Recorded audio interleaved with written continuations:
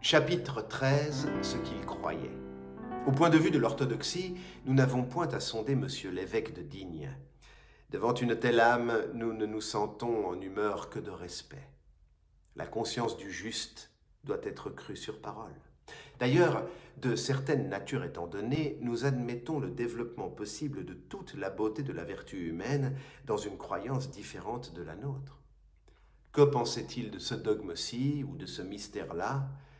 Ces secrets du fort intérieur ne sont connus que de la tombe où les âmes entrent nues. Ce dont nous sommes certains, c'est que jamais les difficultés de foi ne se résolvaient pour lui en hypocrisie. Aucune pourriture n'est possible au diamant. Il croyait le plus qu'il pouvait. Credo in patrem, s'écriait-il souvent, puisant d'ailleurs dans les bonnes œuvres cette quantité de satisfaction qui suffit à la conscience et qui vous dit tout bas « tu es avec Dieu ». Ce que nous croyons devoir noter, c'est que, en dehors, pour ainsi dire, et au-delà de sa foi, l'évêque avait un excès d'amour. C'est par là, quia multum amavit, qu'il était jugé vulnérable par les hommes sérieux, les personnes graves, les gens raisonnables. Locution favorite de notre triste monde où l'égoïsme reçoit le mot d'ordre du pédantisme. Qu'était-ce que cet excès d'amour? C'était une bienveillance sereine, débordant les hommes, comme nous l'avons indiqué déjà, et dans l'occasion, s'étendant jusqu'aux choses. Il vivait sans dédain. Il était indulgent pour la création de Dieu. Tout homme, même le meilleur, a en lui une dureté irréfléchie qui tient en réserve pour l'animal. L'évêque de Digne n'avait point cette dureté-là, particulière à beaucoup de prêtres pourtant. Il n'allait pas jusqu'au Brahmine, mais il semblait avoir médité cette parole de l'ecclésiaste « Sait-on où va l'âme des animaux ?» Les laideurs de l'aspect, les difformités de l'instinct ne le troublaient pas et ne l'indignaient pas. Il en était ému, presque attendri. Il semblait que, pensif, il en alla chercher au-delà de la vie apparente la cause, l'explication ou l'excuse. Il semblait par moments demander à Dieu des commutations. Il examinait, sans colère et avec l'œil du linguiste qui déchiffre un palimpeste, la quantité de chaos qui est encore dans la nature. Cette rêverie faisait parfois sortir de lui des mots étranges. Un matin, il était dans son jardin, il se croyait seul, mais sa sœur marchait derrière lui sans qu'il ne la vît. Tout à coup, il s'arrêta et il regarda quelque chose à terre. C'était une grosse araignée, noire, velue, horrible. Sa sœur l'entendit qui disait « Pauvre bête, ce n'est pas sa faute. » Pourquoi ne pas dire ces enfantillages presque divins de la bonté?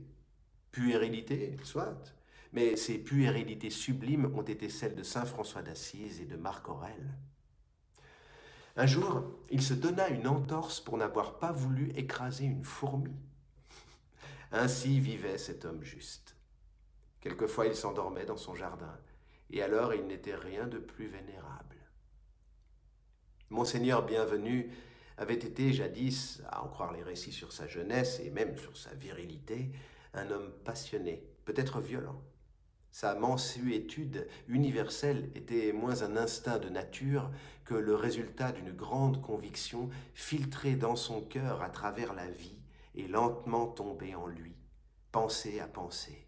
Car dans un caractère comme dans un rocher, il peut y avoir des trous de gouttes d'eau. Ces creusements-là sont ineffaçables. Ces formations-là sont indestructibles. En 1815, nous croyons l'avoir dit, il atteignit 75 ans, mais il n'en paraissait pas avoir plus de 60. Il n'était pas grand, il avait quelques embonpoints, et pour le combattre, il faisait volontiers de longues marches à pied. Il avait le pas ferme et n'était que fort peu courbé, détail d'où nous ne prétendons rien conclure. Grégoire XVI, à 80 ans, se tenait droit et souriant, ce qui ne l'empêchait pas d'être un mauvais évêque. Monseigneur Bienvenu avait ce que le peuple appelle une belle tête, mais si aimable qu'on oubliait qu'elle était belle. Quand il causait, avec cette santé enfantine qui était une de ses grâces et dont nous avons déjà parlé, on se sentait à l'aise près de lui. Il semblait que toute sa personne, il en sortit de la joie.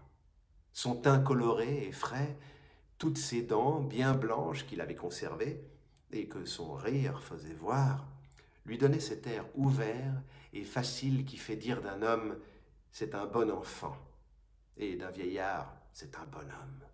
C'était, on s'en souvient, l'effet qu'il avait fait à Napoléon. Au premier abord, et pour qui le voyait pour la première fois, ce n'était guère qu'un bonhomme en effet. Mais si l'on restait quelques heures près de lui, et pour peu qu'on le vît pensif, le bonhomme se transfigurait peu à peu et prenait je ne sais quoi d'imposant. Son front, large et sérieux, auguste par les cheveux blancs, devenait auguste aussi par la méditation. La majesté se dégageait de cette bonté sans que la bonté cessât de rayonner. On éprouvait quelque chose de l'émotion qu'on aurait si l'on voyait un ange souriant ouvrir lentement ses ailes sans cesser de sourire. Le respect, un respect inexprimable, vous pénétrait par degrés et vous montait au cœur. Et l'on sentait qu'on avait devant soi une de ces âmes fortes, éprouvées et indulgentes, où la pensée est si grande qu'elle ne peut plus être que douce. Comme on l'a vu, la prière, la célébration, les offices religieux, l'aumône, la consolation aux affligés, la culture d'un coin de terre, la fraternité, la frugalité, l'hospitalité, le renoncement, la confiance, l'étude, le travail remplissaient chacune des journées de sa vie. Remplissait est bien le mot, et certes, cette journée de l'évêque était bien pleine jusqu'au bord de bonnes pensées, de bonnes paroles et de bonnes actions. Cependant, elle n'était pas complète si le temps froid ou pluvieux l'empêchait d'aller passer le soir, quand les deux femmes s'étaient retirées, 1 heure ou 2 dans son jardin avant de s'endormir. Il semblait que ce fût une sorte de rite pour lui de se préparer au sommeil par la méditation en présence des grands spectacles du ciel nocturne. Quelquefois, à 1 heure même assez avancée de la nuit, si les deux vieilles filles ne dormaient pas, elle l'entendait marcher lentement dans les allées. Il était là, seul avec lui-même, recueilli, paisible, adorant, comparant la sérénité de son cœur à la sérénité de l'éther, ému dans les ténèbres par les splendeurs visibles des constellations et les splendeurs invisibles de Dieu, ouvrant son âme aux pensées qui tombent de l'inconnu. Dans ces moments-là, offrant son cœur à l'heure où les fleurs nocturnes offrent leur parfum, allumé comme une lampe au centre de la nuit étoilée, se répandant en extase au milieu du rayonnement universel de la création, il n'eût pu peut-être dire lui-même ce qui se passait dans son esprit. Il sentait quelque chose s'envoler hors de lui et quelque chose descendre en lui. Mystérieux échange des gouffres de l'âme avec les gouffres de l'univers. Il songeait à la grandeur et à la présence de Dieu, à l'éternité future, étrange mystère, à l'éternité passée, mystère plus étrange encore, à tous les infinis qui s'enfonçaient sous ses yeux dans tous les sens, et, sans chercher à comprendre l'incompréhensible, il le regardait. Il n'étudiait pas Dieu, il s'en éblouissait. Il considérait ces magnifiques rencontres des atomes qui donnent des aspects à la matière, révèlent les forces en les constatant, créent les individualités dans l'unité, les proportions dans l'étendue, l'innombrable dans l'infini, et par la lumière produisent la beauté. Ces rencontres se nouent et se dénouent sans cesse. De là, la vie et la mort.